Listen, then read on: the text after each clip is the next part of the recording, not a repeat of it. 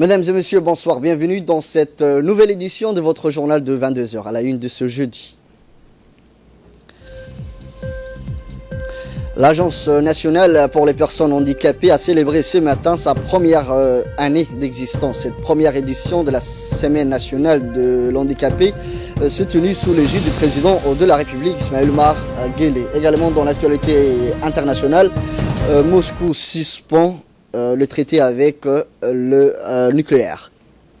L'Agence nationale pour les personnes handicapées a célébré ce matin sa première année d'existence. Cette première édition de la Semaine nationale des handicapés s'est tenue sous l'égide du président de la République, Ismail Omar Guelleh.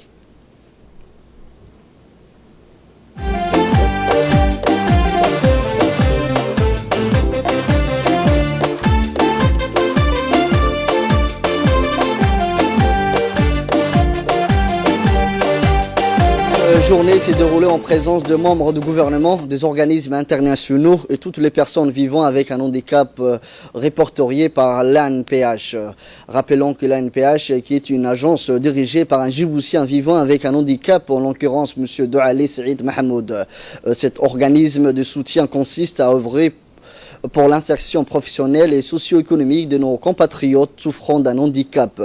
Cette frange de la population qui ne se plaint ni ne revendique pas souvent, ils font signe par la même occasion un sens de la dignité sans commune mesure.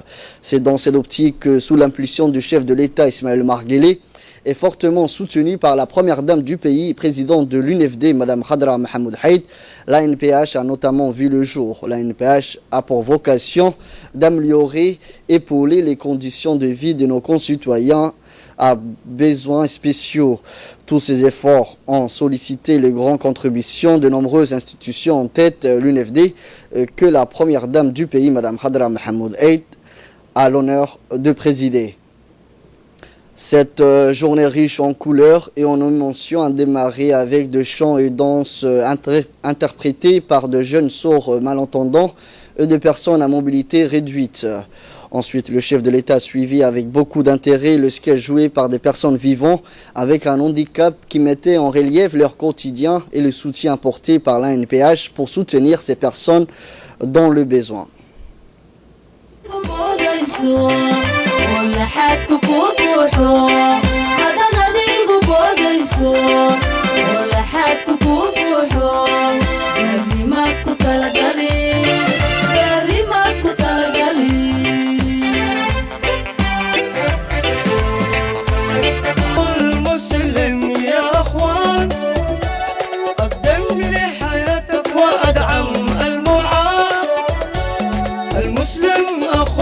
مسلم يا اخوان قدم لي حياتك وادعم المعاد ورولا الحسيني ورا خير ولا فضيحه ساتاي الحمد لله بريان مبارك والله مقاله ما سكتت بالحافظه دي عيالها ينور دول في عيني والله ورحمه كو شاغيا هاي نيجي احمد لا لا نادركاها حالتي سوي ما انت موجود وربك ما ايوه وردادوك وتكور دايه علمك الله هدبر دادوك وتكور دايه بعينك الوغايه إيمك الله نفعيا مرحبا والله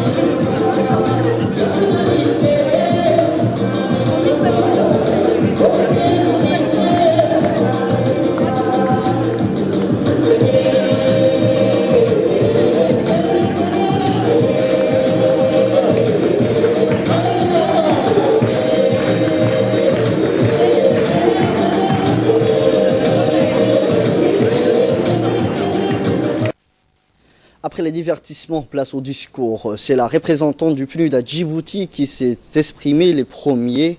La représentante n'a pas manqué d'encourager les initiatives à améliorer la vie des personnes à mobilité réduite. On écoute. Président, Mesdames et Messieurs, permettez-moi, au nom du système des Nations Unies, au nom du secrétaire général des Nations Unies, de vous faire part de notre haute appréciation des efforts importants déployés par la République de Djibouti pour faire progresser les droits des personnes handicapées, notamment à travers l'adoption d'un cadre juridique et législatif approprié, par la création et l'opérationnalisation de l'Agence nationale des personnes handicapées, conformément à l'article 33 de la Convention relative aux droits des personnes handicapées, ici ratifiée à Djibouti.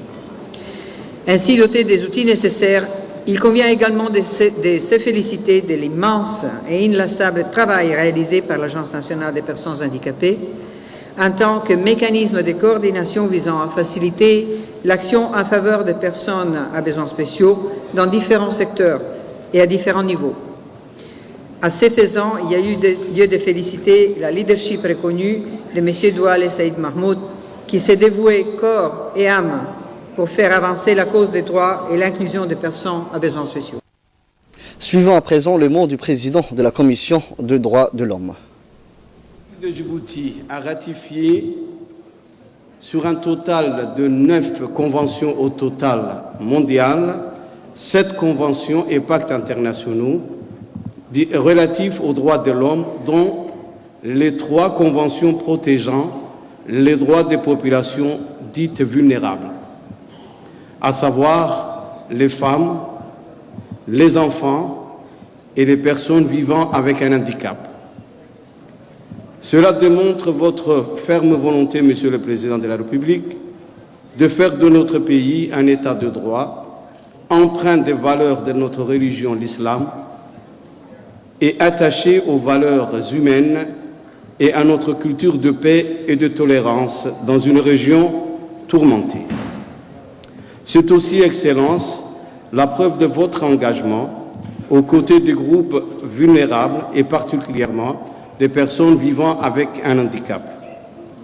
Vos réalisations au profit de cette catégorie de nos concitoyens à besoins spéciaux sont indéniables. Pour ne citer que quelques exemples, on peut souligner le droit à l'information par l'introduction des langages de signes aux émissions télévisées et en particulier les journaux, le droit à l'éducation par l'ouverture d'établissements scolaires spécialisés et par le soutien financier et matériel accordé aux jeunes lycéens et étudiants ainsi que leurs familles, l'amélioration de leur accessibilité par le don personnel de véhicules adaptés pour ceux qui présentent un handicap moteur. Écoutons à présent le discours du directeur de l'Agence nationale des personnes handicapées, traduit par Mohamed Issa et commenté par Samatar Saïd. Beaucoup n'ont pas cru qu'en une année, la NPH, créée récemment, allait accomplir une telle tâche, ô combien colossale. Ces choses faites, et la seule personne qui a cru en nous, c'est son Excellence, Monsieur le Président de la République, Ismaël Omar Guelleh. Et c'est un honneur pour les personnes à besoins spéciaux, ainsi qu'à notre Agence nationale des personnes handicapées, qu'allons créer des emplois pour nous insérer définitivement et sans stigmate dans la société djiboutienne n'était guère envisageable pour beaucoup d'entre nous, sauf par le chef de l'État qui nous a accordé sa confiance et nous a énormément soutenus. Aujourd'hui, bon nombre de hauts cadres entourants reconnaissent que notre rêve est devenu réalité. Il faut dire que le premier homme du pays, le premier leader d'une nation, est plus large vision par rapport au gouverné. Et c'est là qui a fait la graine d'un leader, d'un meneur d'hommes. Soulignant, mes compatriotes reconnaissent aujourd'hui, Monsieur le Président, que votre vision était juste à plus d'un titre. Je suis convaincu qu'aujourd'hui, père et mère sont à le cœur apaisé et même les retardés mentaux sentent profondément qu'aujourd'hui n'est pas un jour comme les autres. Et l'anniversaire qui nous réunit ce matin, sachez que la NPH est une agence névralgique. Permettez de coordonner nos activités dans tous les domaines en partenariat avec les autres acteurs multisectoriels, ministères, organisations internationales, organismes onusiens ou autres. Nous devons tous ensemble suivre la directive du président de la République et l'épauler éventuellement selon nos moyens dans ses efforts pour la promotion de nos droits inégalables. Nous devons être solidaires entre personnes à besoins spéciaux. C'est une fierté. Nous sommes médaillés par le chef de l'État en personne. Au passage, je remercie du fond du cœur le président et son épouse pour leur soutien constant et sans faille. Sans eux, moi de aller, j'aurais incapable d'aller de l'avant. Lors de son intervention, le président de la République, Ismaël Omar Guelleh, a insisté sur l'insertion sociale des personnes à besoins spéciaux afin qu'ils se sentent comme des citoyens non de second plan, mais à part entière. Suivant la première partie du discours du chef de l'État, Ismaël Omar Guelleh. C'est avec un grand plaisir et une immense satisfaction que je me retrouve parmi vous aujourd'hui. Cette semaine nationale qui vient d'être organisée à l'initiative de l'Agence nationale pour les personnes handicapées nous réconforte à plusieurs égards.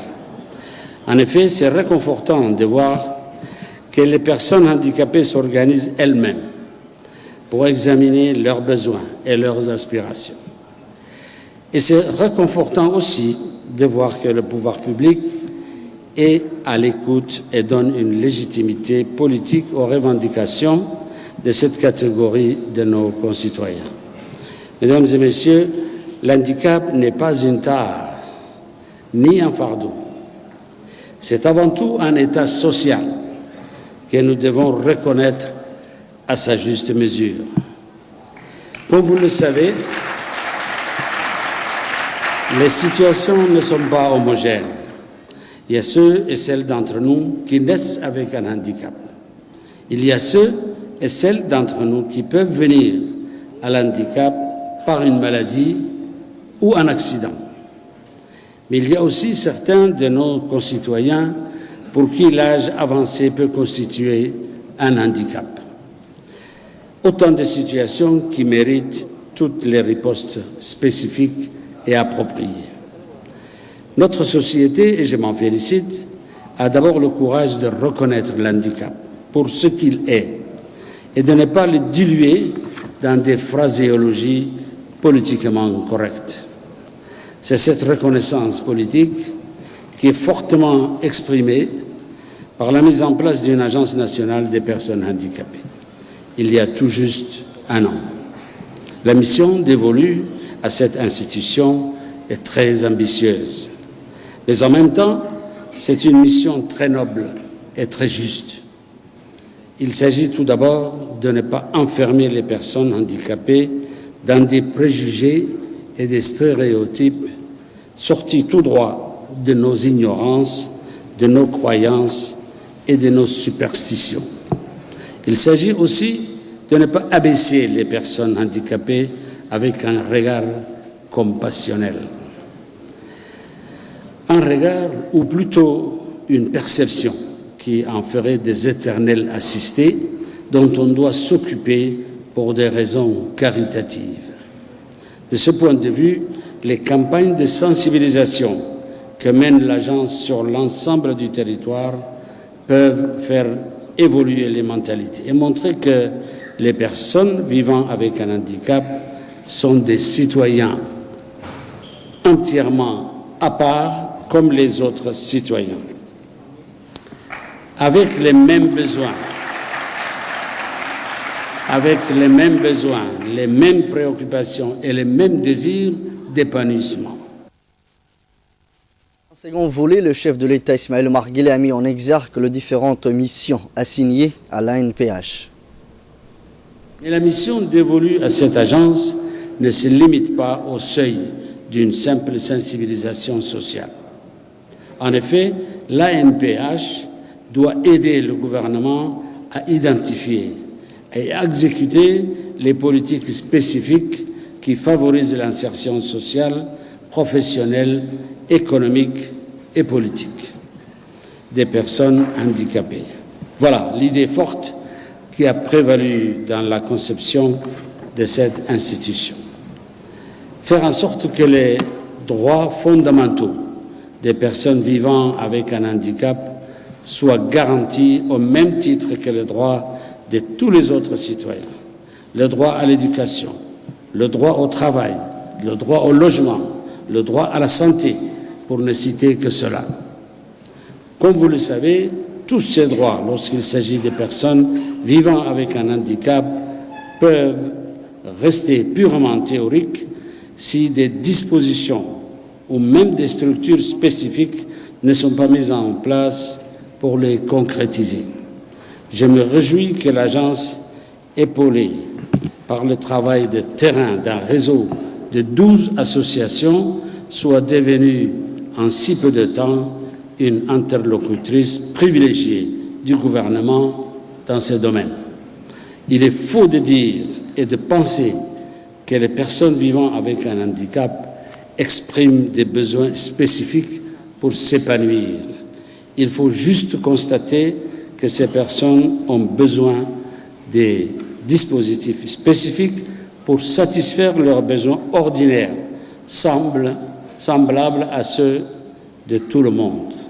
Le gouvernement est conscient de cette spécificité. Il doit en tenir compte. Il en tient déjà compte dans tous les compartiments de l'espace public, aussi bien dans les voies de circulation que dans les moyens d'accès, aussi bien dans la prise en charge que dans la formation. De nombreuses réalisations témoignent des avancées pour l'intégration des personnes vivant avec un handicap dans tous ces domaines.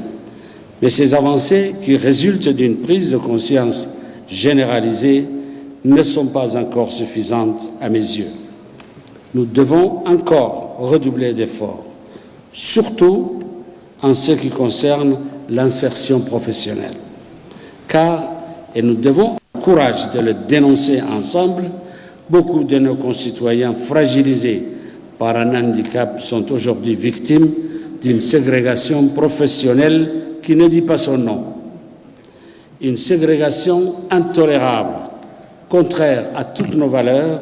C'est pourquoi le gouvernement, dans le souci de gommer cette inégalité des faits, renforcera l'arsenal juridique existant pour que les entreprises, aussi bien publiques que privées, accordent une importance spécifique à l'emploi des personnes vivant avec un handicap. J'ai commencé mes propos en rappelant que l'handicap n'est ni une tare ni un fardeau.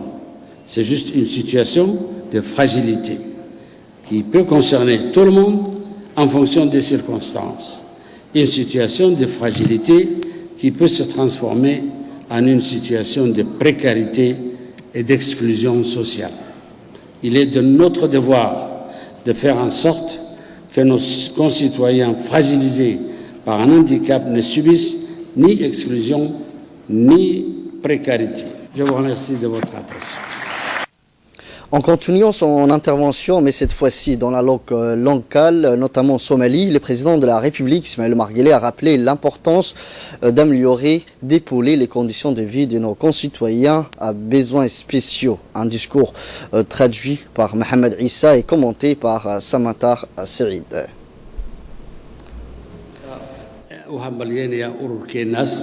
Je rends tout d'abord un hommage vibrant à l'ANPH. M. Douale a le mérite d'avoir accompli en une année d'énormes progrès pour le bien-être des personnes à besoins spéciaux que nous, gouvernants et dirigeants, nous n'avons pas été capables de le faire durant 30 années. Il faut dire que la communauté regroupant l'ensemble des personnes à besoins spéciaux sont ceux de la même qui n'ont pas voté pour nous. Soulignons au passage que ces personnes handicapées à divers degrés sont de tissus d'une seule famille, avec père, mère, frères et sœurs. Sachez que toute personne à besoins spéciaux a le même droit que tout autre citoyen. Et c'est un droit inéluctable et fondamental, sacré. C'est nullement un acte de charité de notre part. J'ajouterai qu'une personne handicapée a le droit d'avoir accès à tous les services publics, quels qu'ils soient. Nous ne devons guère le stigmatiser, le minimiser, le rejeter, le régner. Ces comportements allant à l'encontre de notre religion, à savoir l'islam. Quant à vous, nous tolérons jamais de tels actes infondés. Je ne dirais pas que partout dans le monde, les droits fondamentaux des personnes handicapées sont respectés, 100% dans la plupart des contrées.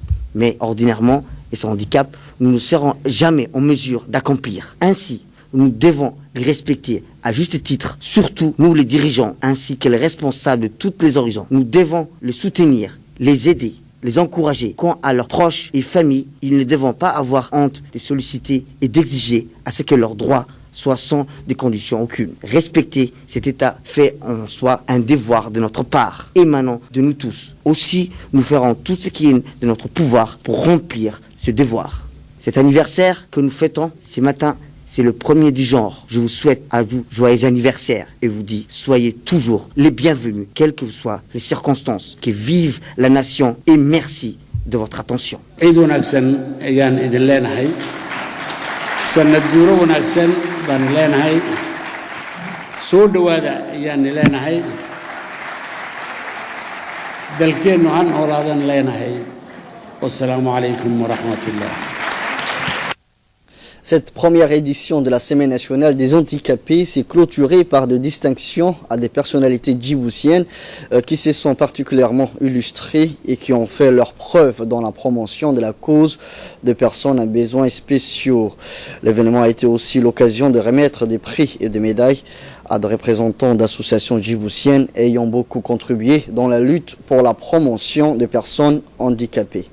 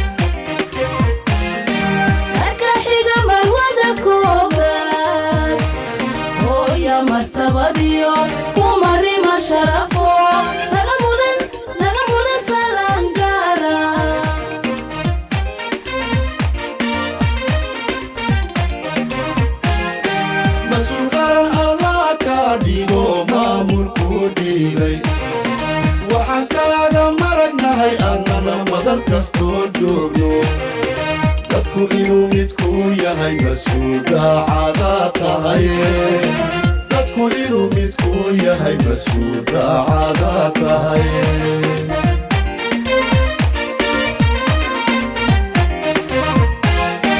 mas'uul qaran Allah ka dhigo maamulku dhiyay waxaan kaaga maragnahay annana madal kastoo joogno dadku inuu midku yahay mas'uul daacada tahay dadku inuu midku yahay mas'uul daacada tahay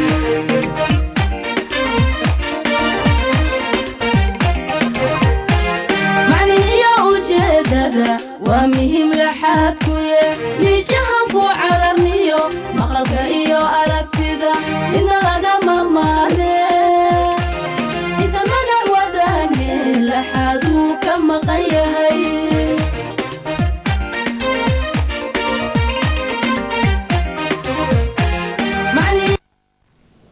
Également dans l'actualité nationale, une réunion d'échange entre le ministre des Finances, M. Ilyas Moussa Dawale, le membre du gouvernement et le nouveau vice-président de la Banque mondiale, Farid Belhak, a eu lieu au Palais du Peuple. Au terme de cette rencontre, beaucoup d'échanges ont été faits, notamment dans des domaines qui sont prioritaires pour le gouvernement, ainsi que le renforcement du patrimoine humain, la réalisation et le renforcement d'une éducation et d'une santé de qualité au service de la population, la création d'emplois, l'objectif national des zéro bidonville, la poursuite des efforts liés à l'amélioration de l'environnement des affaires. Cette rencontre a permis également d'évaluer le rythme d'exclusion des principaux dossiers au cours de coopération entre les deux parties. Le vice-président qui s'est exprimé au cours de cette rencontre sur la connectivité que Djibouti doit jouer non seulement sur le niveau national, régional et même international, jouant sur sa position géostratégique. Il va falloir regarder, mais je vois globalement que les choses avancent sur le plan de la santé, sur le plan de l'éducation. Il y a quand même une scolarisation qui est en train d'aller de plus en plus de mieux en mieux. Sur ce que vous faites en termes environnement des affaires, sur le plan de doing business, vous avez fait énormément d'avancées là-dessus et c'est devenu en réalité l'un des points phares quand on présente doing business. L'année dernière, je travaillais en tant que chef de cabinet du président de la Banque mondiale. Et c'est vrai que lorsqu'on avait regardé Doing Business, on avait beaucoup de pays qui n'étaient pas contents, dont de très grands pays. Et quand on mettait en fait Djibouti, tout le monde disait qu'est-ce qui se passe là? Vous avez un pays qui a fait un bond énorme, qui n'est pas quelque chose qu'on voit arriver souvent. Donc vous étiez vraiment sur la carte, sur le radar de tout le monde. Donc c'est important de souligner tout ça. Dans le même temps, ce que je vois, c'est qu'il y a un potentiel énorme qui n'est pas encore totalement exploité. Je vois les questions de connectivité. Ce qui se passe ici, nous en avions parlé brièvement hier, j'ai été extrêmement impressionné par cette agglomération, cette confluence de toute la connectivité de la région à travers Djibouti. C'est énorme. Mais en réalité, il y a cette énorme connectivité et moi, je n'arrive pas à me connecter. Alors il y a un problème là-dessus. Il y a un problème par rapport au fait que vous êtes à un point de passage fondamental, stratégique, mais qu'en intérieur, ça ne se traduit pas encore dans quelque chose qui peut être au service des citoyens djiboutiens. Le ministre des Finances, Ilyas Moussa Douale, a dans son allocution remercié le vice-président pour le soutien de cette institution. Actuellement, pour la programmation du prochain cycle AIDA 19 va être également l'occasion de mettre encore un peu plus l'accent sur ces grands sujets et également, en tout cas, trouver des réponses à nos défis. Pour ce qui nous concerne, comme on a eu l'occasion de le voir et on va certainement avoir l'occasion de parler avec le président de la République un peu plus tard,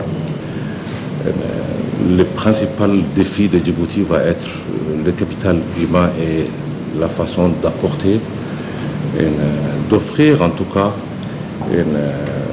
un capital humain qui soit résilient, qui soit solide, parce que c'est l'éducation, c'est le savoir, mais c'est le bien-être de la population également, y compris jusqu'à très jeune âge avec ce programme de la nutrition. On aura l'occasion de faire un peu le tour autour de toutes ces questions. Mais c'est également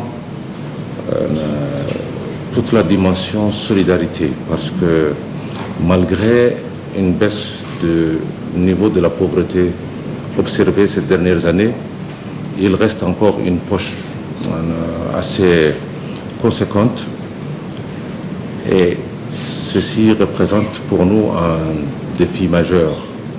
Présente par moment même a tendance à l'élever à un niveau, en tout cas, un défi sécuritaire.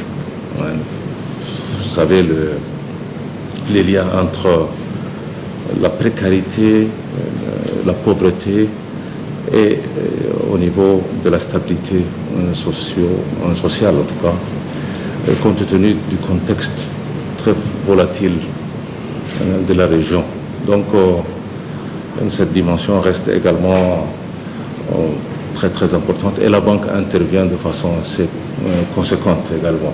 Le ministre du Logement, Amina Abdi Aden, a présenté les projets phares du gouvernement Zéro Bidonville. Et le ministre de l'Enseignement, le docteur Nabil Mohamed, qui lui a aussi évoqué l'importance du numérique et le TIC pour former une jeunesse djiboutienne en parfaite synergie avec la mondialisation. On les écoute.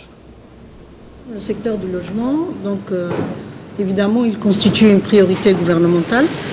Ça fait donc la République de Djibouti depuis 42 ans a toujours porté un intérêt particulier pour ce secteur-là, mais il est vrai que ces dernières années, il y a un intérêt encore plus grand qui est porté sur le secteur du logement, puisqu'il a été érigé en priorité nationale.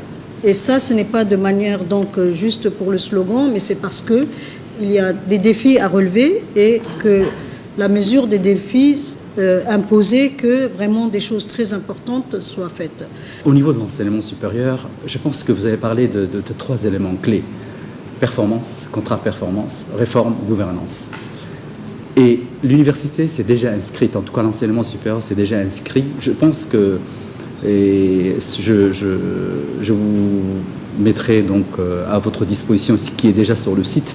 Nous avons fait une évaluation, nous sommes la seule, je dirais, ministère d'enseignement supérieur en Afrique qui a été évalué par le Haut Commissariat, la Haute Commission pour la recherche scientifique, l'enseignement supérieur et la recherche scientifique française. C'est qui nous donnera bientôt une accréditation. Et les éléments qui ont été indiqués, ces 3 mots-clés reviennent, malgré les progrès que nous avons faits.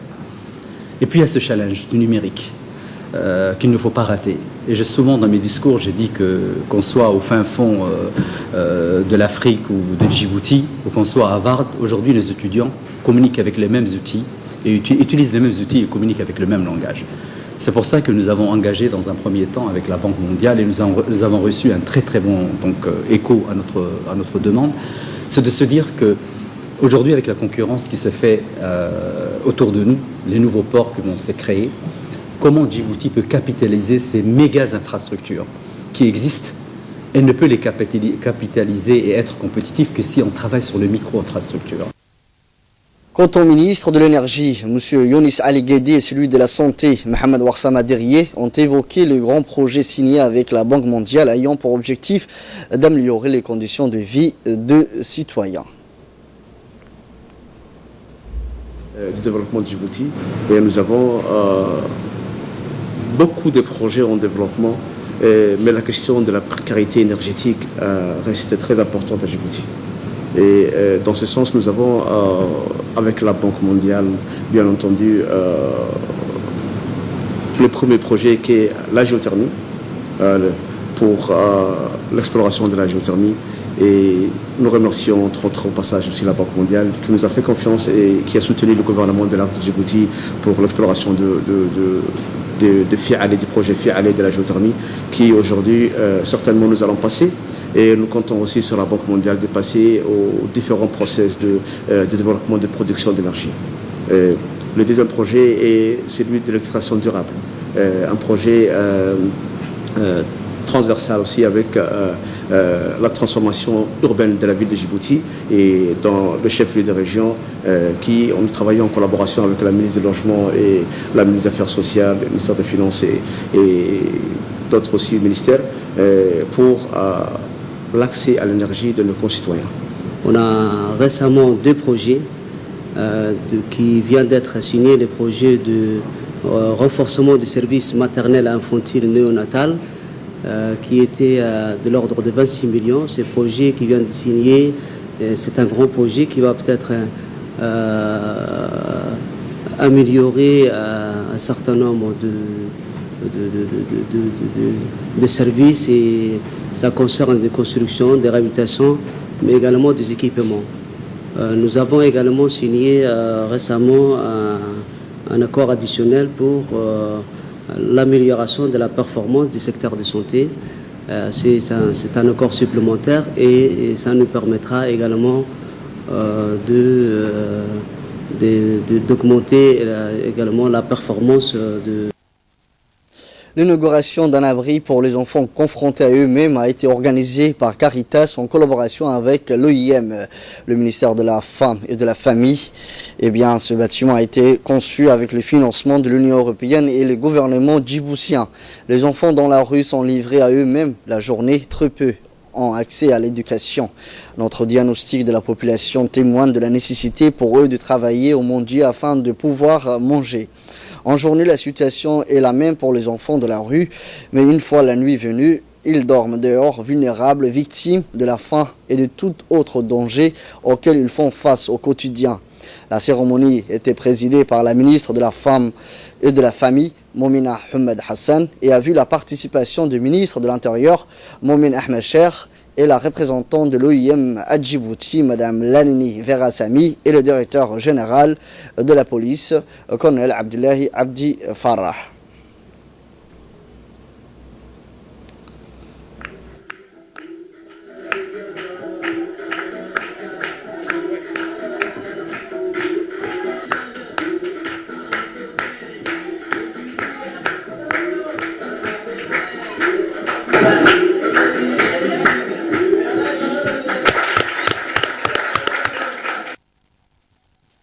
l'intervention de la représentante de l'OIM, Lanini Veram Sami, et le représentant de l'Union européenne. L'Union européenne se réjouit de l'inauguration de cet abri aujourd'hui pour les mineurs au sein de l'ONG Caritas. En effet, cet abri représente l'aboutissement de plusieurs mois de travail que nous avons mené avec le ministre de la Femme, de la Famille, le ministère de l'Intérieur, l'IOM et Caritas. Et il représente aussi combien la protection des mineurs et des enfants est fondamentale pour tous ici présents. La construction de cet abri dans le cadre de l'initiative conjointe UE-OIM pour la protection et réintégration des migrants. Son fonctionnement sera assuré grâce à notre projet en faveur des solutions pérennes pour les populations hautes, les réfugiés et les migrants les plus vulnérables. Dans ce cadre, je veux aussi faire référence au travail considérable et au rapport sur les enfants de rue à Djibouti, préparé par le ministère de la Femme et de la Famille, en collaboration avec les autorités djiboutiennes et certaines ONG, dont Caritas. Toute l'initiative que la ministre de la Femme a voulu mettre en place dès le début en disant on commence par une étude pour mieux comprendre la situation, par la suite on ira vers des actions concrètes. Et c'est vrai que cette étude n'a pas été mise dans un tiroir, cette étude, avant même d'être imprimée, a déjà eu des actions très concrètes, l'abri, mais on discute d'autres choses déjà ensemble sur les actions qui seront prises au niveau bilatéral avec l'Éthiopie, au niveau d'autres actions qui vont être prises ici pour protéger ces enfants. Donc vraiment, je pense que c'est une initiative aujourd'hui qui voit le jour et qui continuera avec une appropriation déjà très claire de l'État, mais aussi de Caritas, il faut le dire, qui travaille sur cette question depuis plusieurs années. L'OIM a été là en appui pour faciliter le dialogue. L'OIM a été là aussi pour accompagner, avec l'appui de l'Union européenne, cette initiative. Mais il faut dire que Caritas est quelque part à l'avant-plan avec ses enfants, dans la protection de ses enfants. Et j'encourage, bien sûr, à ce que vous continuez ce travail, main dans la main, avec les autorités, parce que seul, comme tu le disais, on ne pourra rien faire. Écoutons à présent la ministre de la Femme et de la Famille, Mme Moumina Ahmed. Au nom du gouvernement, mais au nom aussi de ces enfants, je pense, qui, au fond de leur corps, dans un petit coin, sont en train de dire aujourd'hui nous avons un abri. Comme vous le savez, la rue n'est pas l'espace approprié pour un enfant. Un enfant, il faut qu'il soit protégé. Sa place, c'est d'être avec ses parents et sous un toit. Et malheureusement, nous le savons tous, nous n'allons pas nous mentir, il y a certains enfants qui n'ont pas cette chance-là. Donc le responsable de la République de Djibouti, et en particulier le président de la République, n'admet pas, ne conçoit pas, quel que soit l'enfant, qu'un enfant soit dans la rue. C'est une décision, des directives, des instructions qui nous ont été données pour pouvoir mettre ces enfants à l'abri. Aujourd'hui, ces enfants ont un abri où ils vont pouvoir dormir, un abri où ils vont pouvoir être cajolés, parce qu'il faut venir les après-midi et voir toutes les activités que Caritas fait avec ses enfants et les volontaires. Ils sont dorlotés, cajolés, écoutés, soignés, bichonnés. Et ça, c'est ce que cherche un enfant. Encore merci au directeur de Caritas et à tous les bénévoles de Caritas. C'est une première œuvre qui va être suivie d'une seconde parce qu'il est prévu, le gouvernement de la République de Djibouti, avec le financement bien sûr de l'Union européenne et la collaboration étroite de l'OIM et le partenariat de Caritas, nous avons l'intention de construire un abri beaucoup plus grand que ça pour pouvoir héberger les enfants qui vont se trouver dans la rue en situation de précarité en République de Djibouti. Le but, ce n'est pas de garder les enfants dans ces abris-là. Le but, c'est juste leur proposer un abri et pouvoir faire en sorte à ce qu'ils retournent le plus rapidement possible auprès de leurs proches. L'idéal, ça serait leurs parents, mais s'ils n'ont pas des parents, c'est être auprès de la famille, soit de leur père, soit de leur mère. C'est surtout leur permettre d'être à l'abri de tout risque. Parce qu'être dans la rue, ce n'est pas pour un enfant que c'est un danger, mais sur un adulte aussi, c'est un danger.